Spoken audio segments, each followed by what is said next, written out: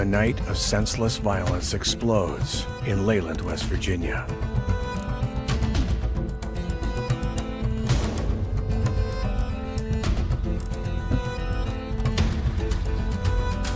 And a family must stop violence with violence.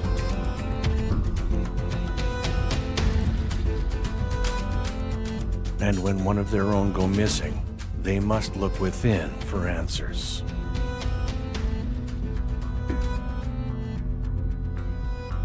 While everyone in the community is caught up in the grips of this brutal murder,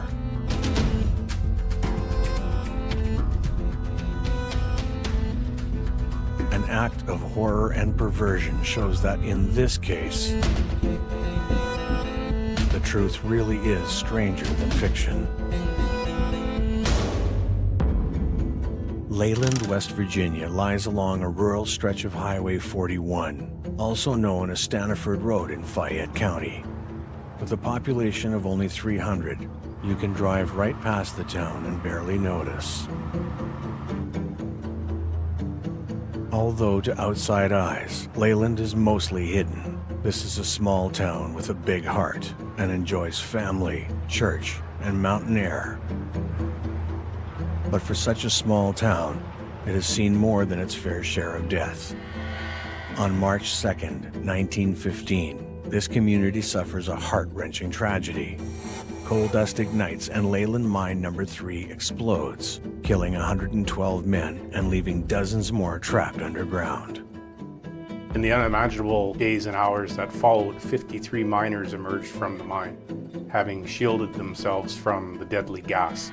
The community rallies together to support the families who lost fathers and husbands, sons and brothers. Almost 70 years later, the community is rocked by death yet again. But this time, the small town of friends and neighbors must face a new kind of terror: murder. Does a killer live among them? Just minutes from Bluestone National Scenic River, Leyland offers skiing in the winter, with fishing, swimming, and boating in the summer. This is one of those small towns that has a lot to offer those who live in the area, especially those who like to live an outdoor lifestyle.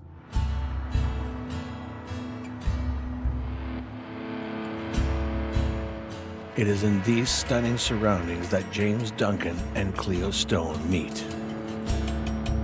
Cleo has 3 sons from a previous marriage. With James, she's able to imagine a new, more secure future. They fall in love and decide to get married.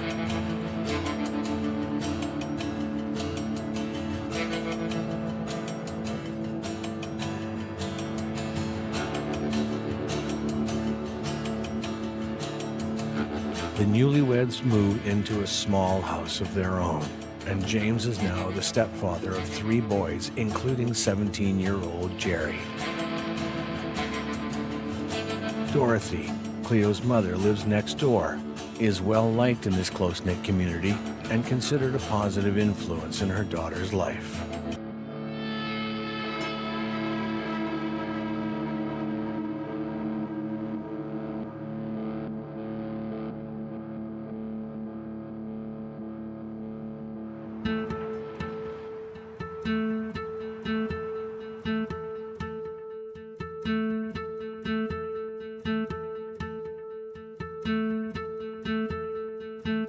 Soon, the new family is preparing for their first child together. And their good fortunes increase when their beautiful baby girl is born. James is now a stepfather and a dad to his first child.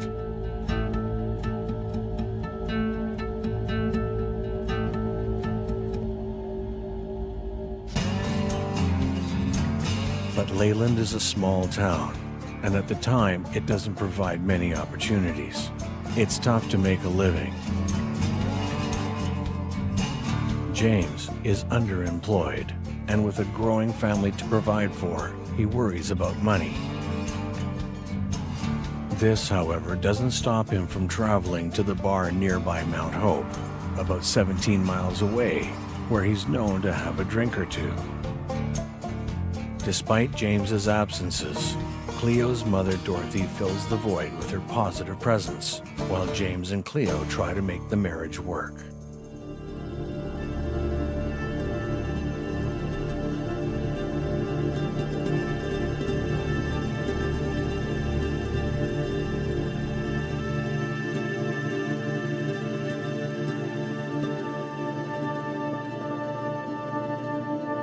And James's frequent visits to the bar are the only outward sign of potential troubles. Well, there are many signs and behaviors that could indicate problems in a relationship. Alcoholism or continual drinking by one person in the relationship could often indicate that there is trouble.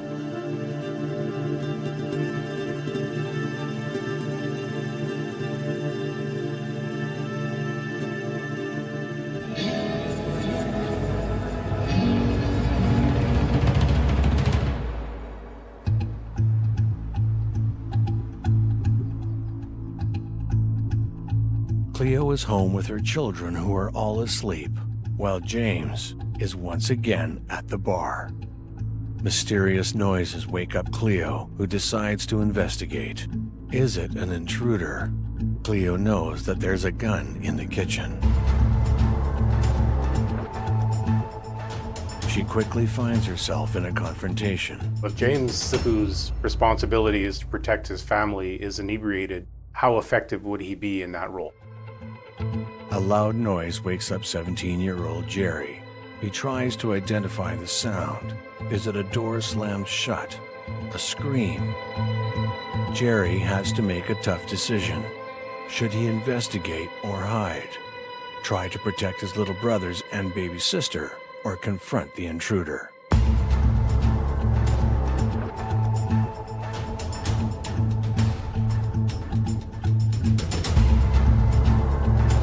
Jerry works up the nerve to go out and see what's going on, and is quickly overcome by a living nightmare. In this sleepy, picturesque town, a family is terrorized. The question remains, has someone followed James Duncan home from the bar?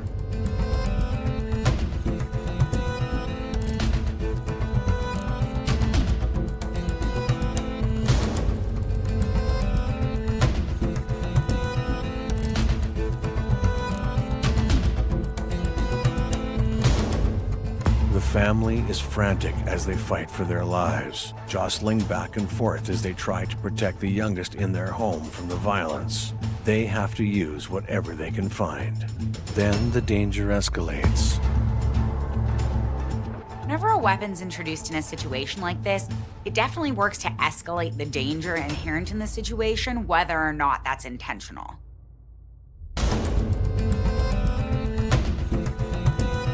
Cleo and Jerry are menaced with the knife which is cast aside in exchange for the rifle next to the stove.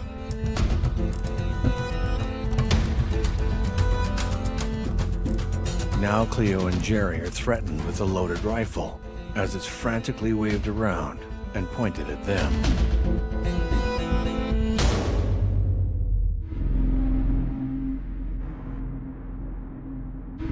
Cleo's mother lives next door, so there was enough of a ruckus that it startled her from sleep.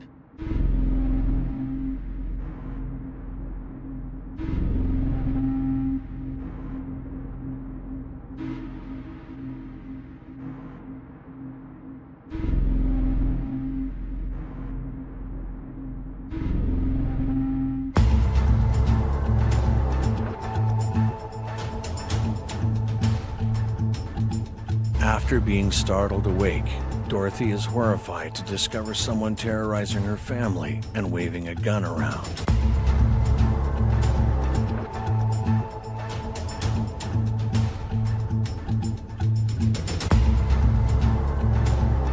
The situation turns grim for the Duncan family as shots ring out in the night.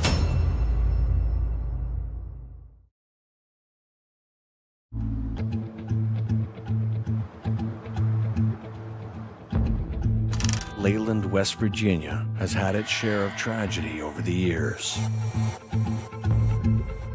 And it's the place where the Duncans, a growing family, call their home.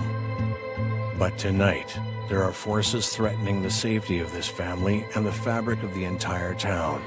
Like the mining tragedy in 1915, something explosive is about to occur. Cleo Duncan, her son Jerry, and mother Dorothy all gather together after the traumatic events of the night before. They try to gather their senses and sort out what happened and come up with a plan. But James Duncan isn't around, and Cleo must first deal with that. Eventually, Cleo calls the police to report that her husband James is missing. Cleo tells the police that if James was at the bar the night before, she knows a couple of places that he could be sleeping it off. She'll let them know if she finds him.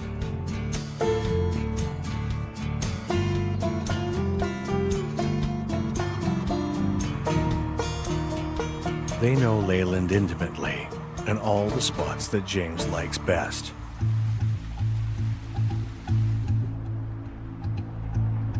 While out for James, they check out a local spot in the woods. But on the way back to the car, Dorothy realizes she's locked her keys in the car. And so Dorothy hurries back to her vehicle. Severe anxiety can result from a very stressful situation. It can make you act differently from what you would normally act. You aren't thinking as clearly as you may ordinarily be thinking, and your fine motor skills may be affected, so you don't have the ability to do small tasks or remember small bits of information. In this particular case, something as simple as locking your keys in your car, which is something you wouldn't ordinarily do, can happen. Stranded in the middle of nowhere, they frantically try to get in.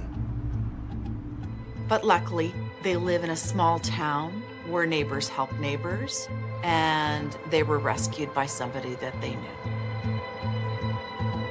They explain the trouble, and with the characteristic caring of the people of Leyland, the driver offers to take Dorothy back home to fetch a spare set of keys.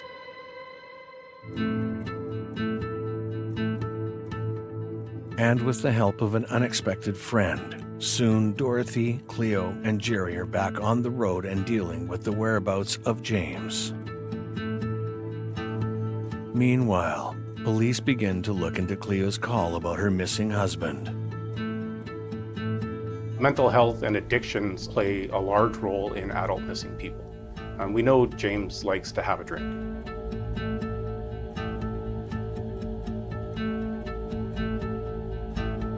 Whether or not this is a high priority for investigators is one of the questions. It's a small town and everybody knows what everybody's doing. James is, at least as far as they're thinking, likely on a bender and will just show up when he sobers up and everything will be fine. But the police in this particular case start looking around for James anyway.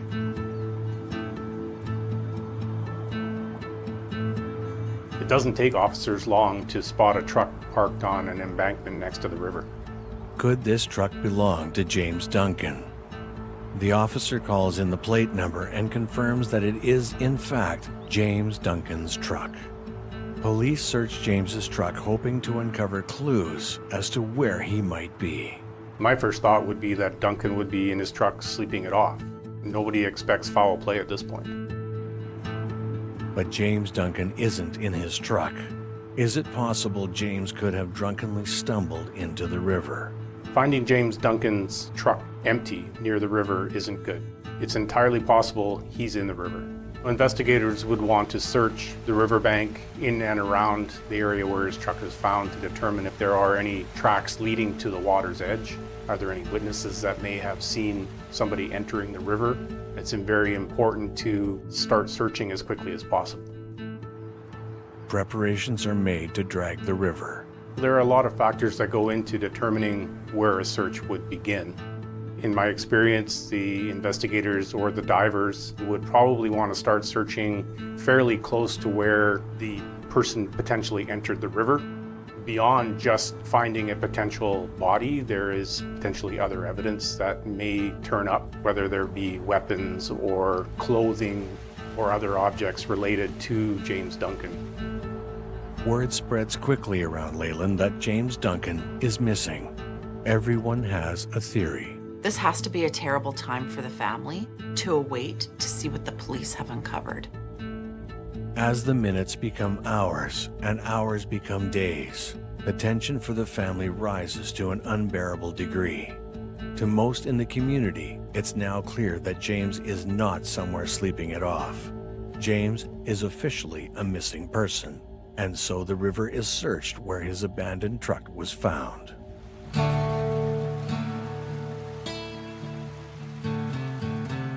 You have to understand that there are significant challenges to either finding or recovering a body that has been in water, especially a free-flowing river that may have a very strong current. A current could actually do more damage to a body that has been in water due to the fact that you could either be pulled under, you could hit rocks, it can tear off the clothing or the items that a body had, or it could cause rips, tears, bruises, shearing to the skin. So the force of water can do significant damage. Typically, a diver is actually deployed in a particular search pattern to search by hand in the often murky or black water. You're relying strictly on your sense of touch to determine what objects you're coming across. The whole town is on edge, waiting for some kind of clue as to the whereabouts of James Duncan. Then, on January 30th, police officers see what they think are objects being thrown from a car stopped on the bridge which spans the Greenbrier River. As they are observing this, the car speeds off. An unidentifiable figure is seen running into the woods. The officer begins examining the scene, but hanging from the bridge is something the police would never expect to see. A body.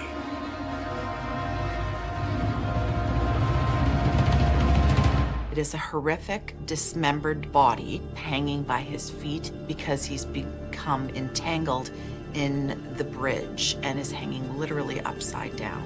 The body clearly has been dead for days, and it is dismembered. Police are shocked to discover it's James Duncan. Finding the body in this particular fashion, even for an experienced police officer, would be extremely traumatic. The question remains, how did James Duncan just appear hanging there 3 days after his disappearance? Well, he didn't hang himself up there, and recovering the body from this particular location is going to be quite a challenge. It's going to require some very careful thought so as to not disturb any potential forensic evidence that may exist on the body.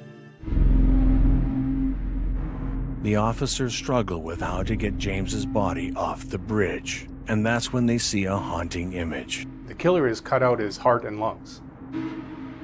His body's been mutilated. After securing the body and calling in the coroner's office to take custody, the police head to the Duncan home to relay the terrible news that James Duncan is dead.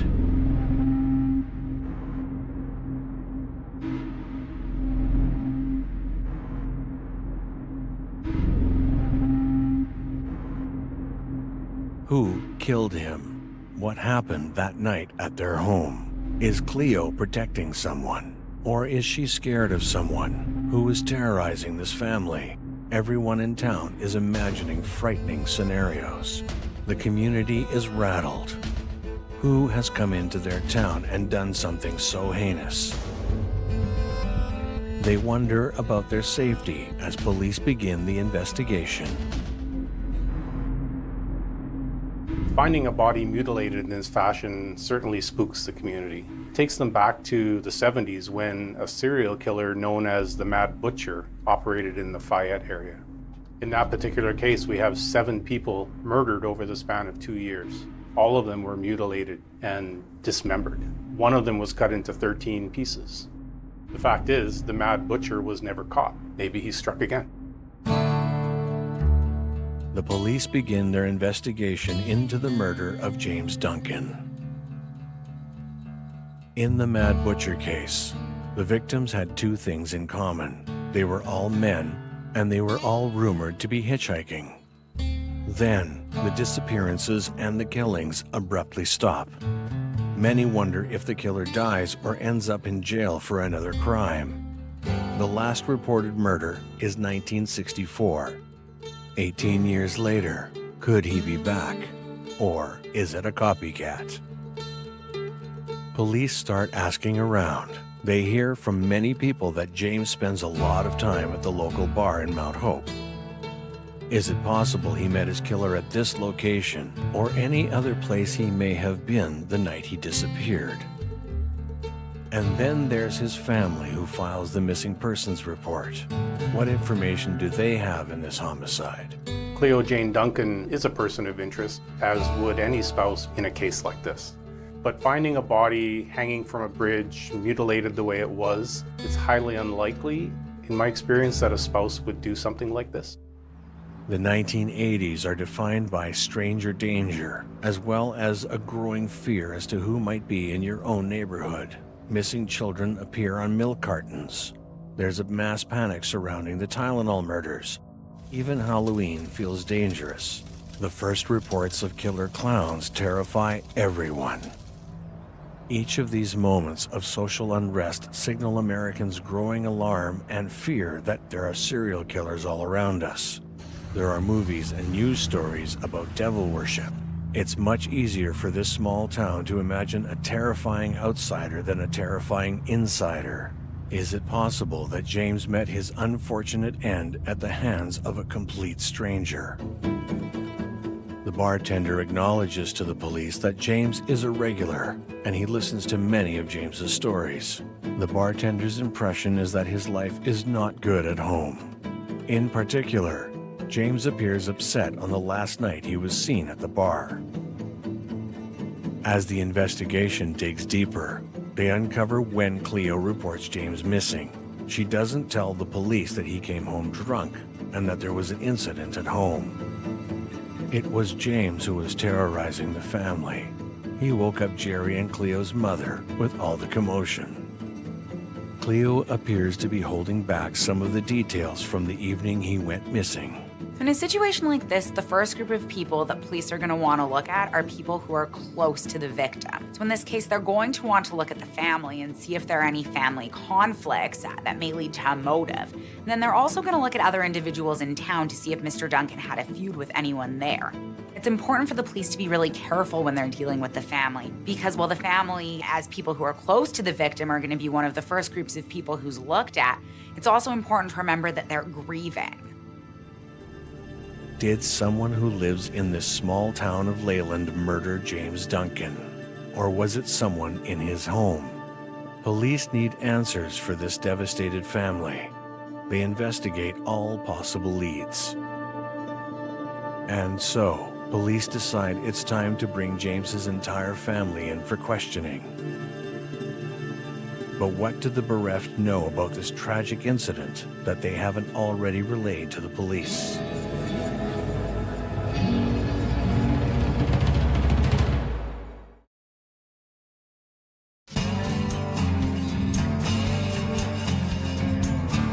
James Duncan seems like a friendly family man.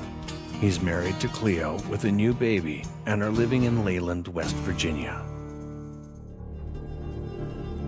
But when James is found dead hanging from a bridge, mutilated with his heart and lungs removed, many wonder if this is a random act or is there more to the story.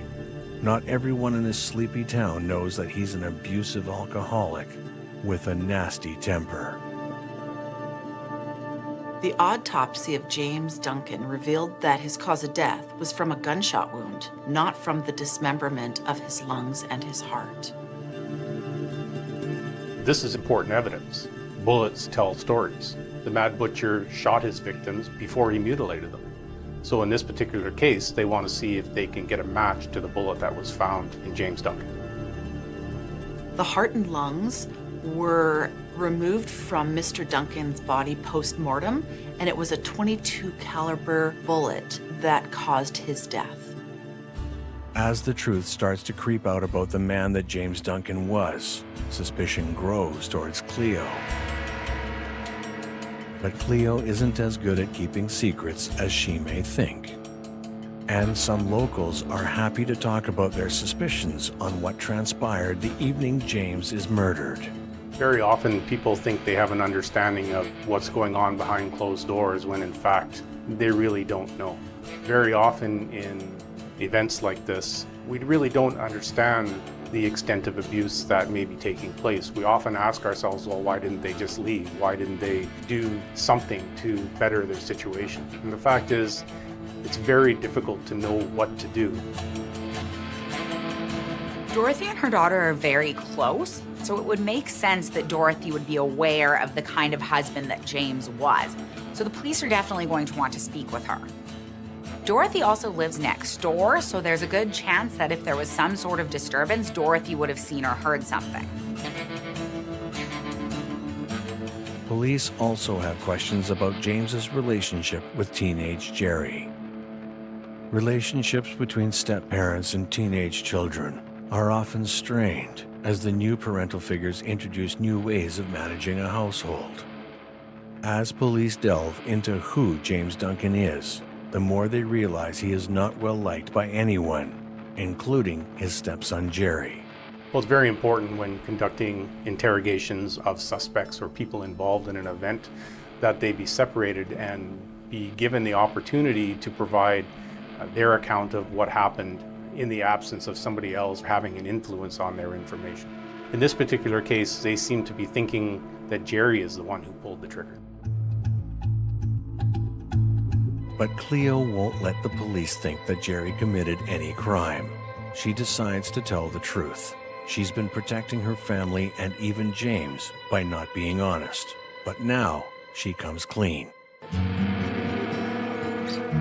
Cleo tells police the story of what really happened to her husband, James Duncan. She explains that he came home late at night on January 28th and is extremely drunk.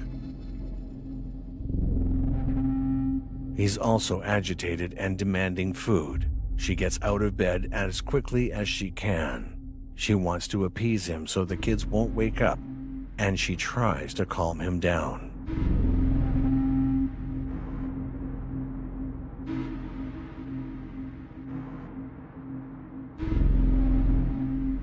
She relays to police that James berates her and threatens her as she tries to make him soup.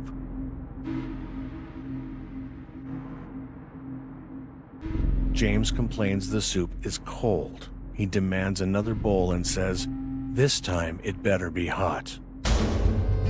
James angrily chases her around the room. She begs him to calm down and says that she'll make him another bowl. It's then that James realizes the fire in the wood stove is not burning, and this sets him off. He sees this as a personal insult that they've not kept the wood stove going while he was out on such a cold night.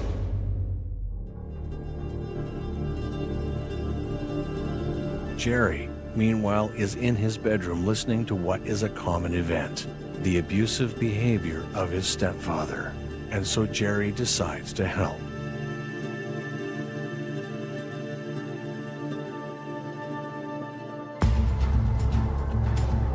Cleo runs outside, but James is much bigger. He drags her back in the house as she screams. Jerry now becomes a target. All of James's anger is unleashed on Jerry as he chases him, beats him, shoves him, and yells at him. And that's when Jerry tries running out of the house. But James is too fast and he drags Jerry back inside.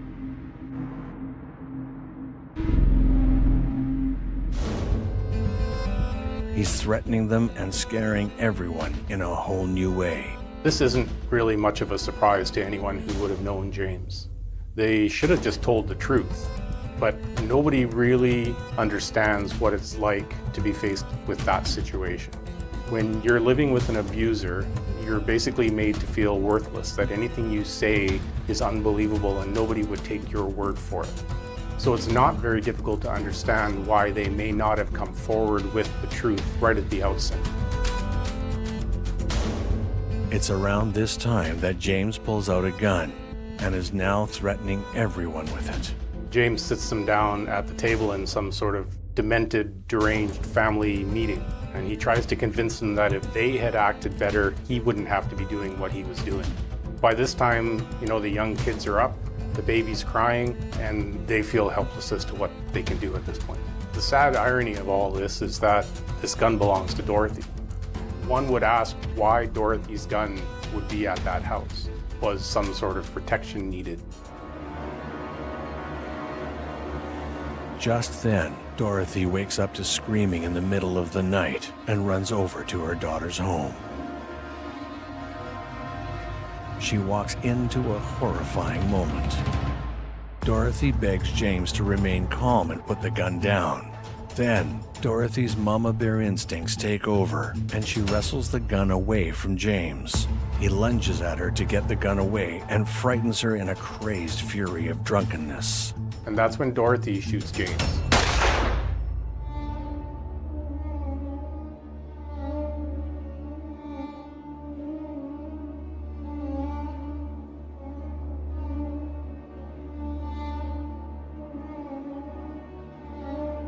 Dorothy, who has never hurt anyone, who loves gardening, traveling, and church, has shot her son-in-law, James Duncan. James is dead, and the entire family is in complete shock and devastation. The officers now have information that James Duncan has a history of abuse and violence. The question now is his killing an accident or self-defense? And the question remains, how did James Duncan end up hanging from a bridge with his heart and lungs missing?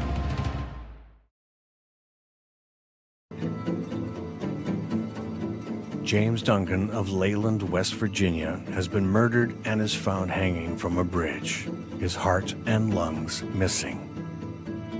His wife, Cleo, tells the police about that horrible night, that James is wild with rage, and that her mother, Dorothy, saves her life and the life of her grandchildren by shooting James. The police then question Dorothy, and she recalls the events of that night. After she shoots James, the traumatized and devastated family try to decide what to do. The only idea they have is to hide the body and bury James in the backyard. Jerry's grandmother has stepped up and protected him, and now she asks him to dig a hole in the backyard. And I guess he feels he has to do what she asks. They also decide they're going to push James's truck off the riverbank to make his disappearance look like an accident. But the truck gets stuck in the process.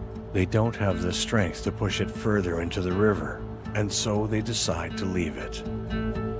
And that's when they realize that Dorothy's keys are in the ignition of the locked car, the car they were planning on going home in when they abandoned James's truck. Remember, this is before cell phones. There were no overnight tow trucks. This is a small town in West Virginia, and luckily, a friendly face happened to stop by to offer assistance.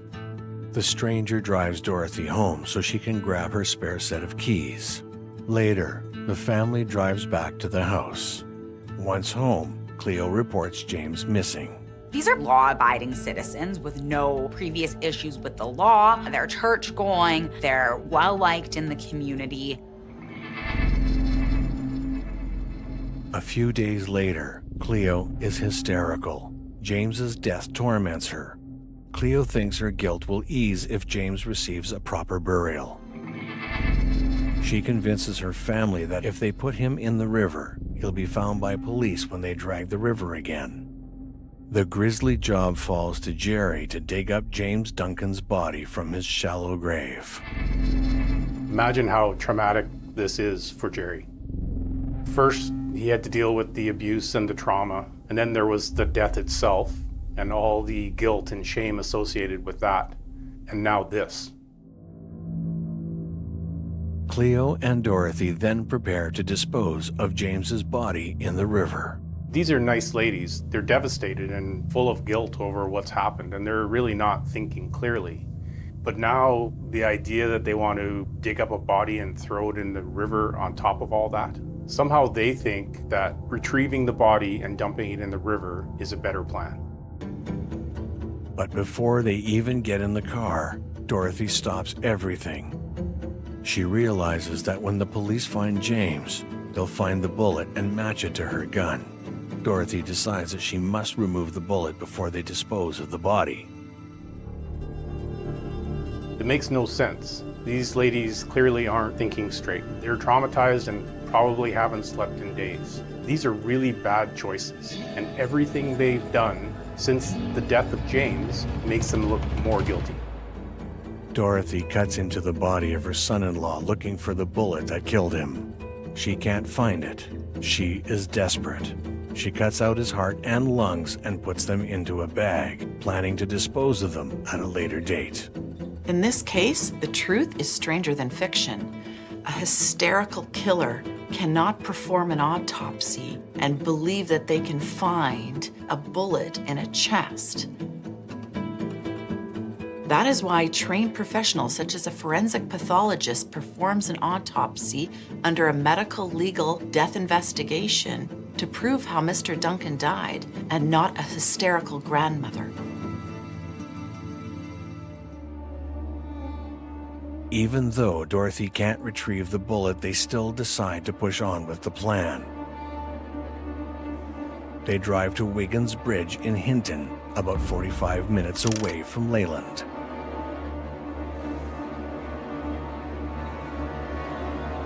Cleo, Dorothy, and Jerry attempt to throw James off the bridge and into the river below. But as his body goes over the rails, his foot gets caught in the structure of the bridge, leaving James Duncan's body dangling. For the third time, Jerry is asked to do the impossible. He has to climb up under the bridge to try to dislodge the body, but of course, he's caught in the act. Two police officers just happen to be driving across the bridge. They see a car stopped in the distance. Cleo and Dorothy panic and speed off. Jerry's on his own and runs into the woods to hide. Cleo and Dorothy are so rattled and upset that they get lost and spend hours trying to find their way back home. Covering up an act of self-defense, which may or may not have been a crime, has made the situation so much worse. The question is, what have they done? What crime have they committed? Dorothy Grubb, Cleo Jane Duncan, and Jerry Rains are arrested for murder and unlawful disinterment.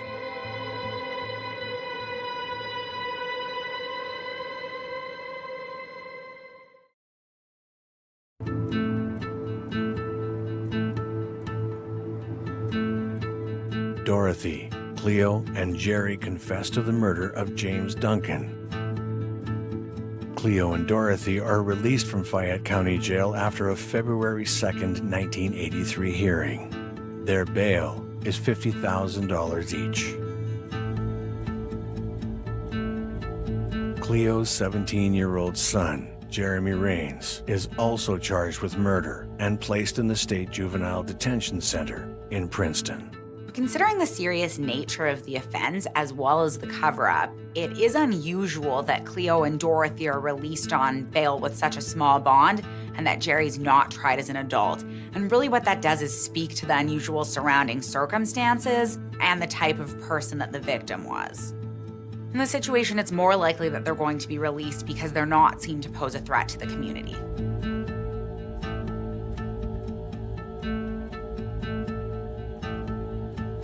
Cleo's trial is first.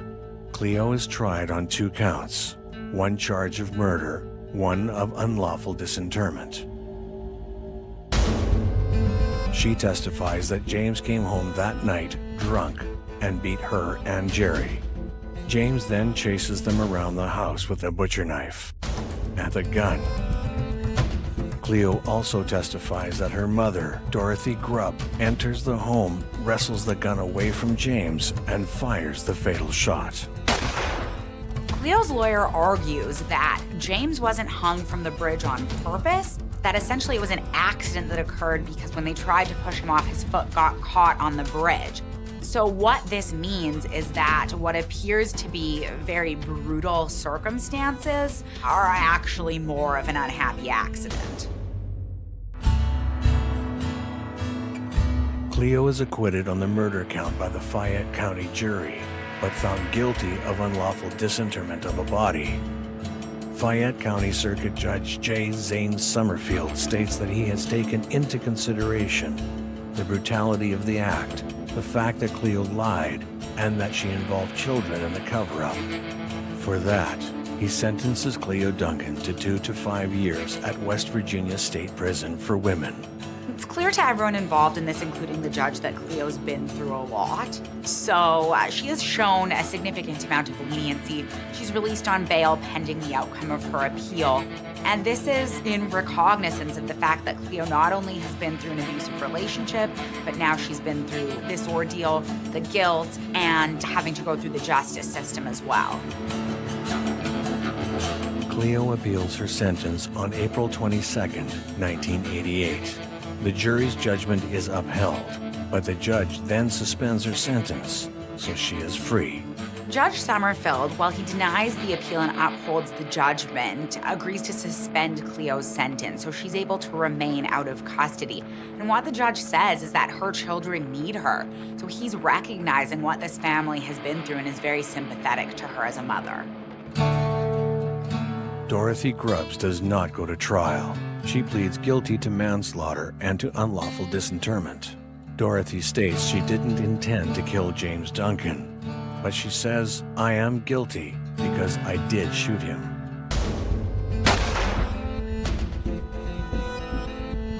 In fact, we learn that when Dorothy shot James, she was so upset that she turned the gun on herself. Her family had to reason with her to talk her down.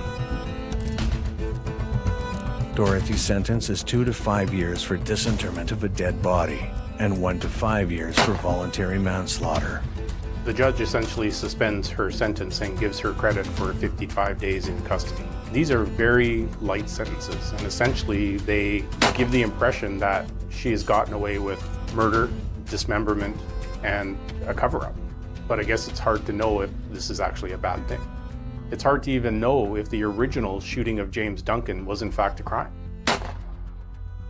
What this indicates is that everyone thinks that these women have been through enough already and doesn't think it's necessary for them to suffer anymore by being incarcerated. Jerry Rains serves time for his part in the cover-up and goes on to be arrested several times over the next few years.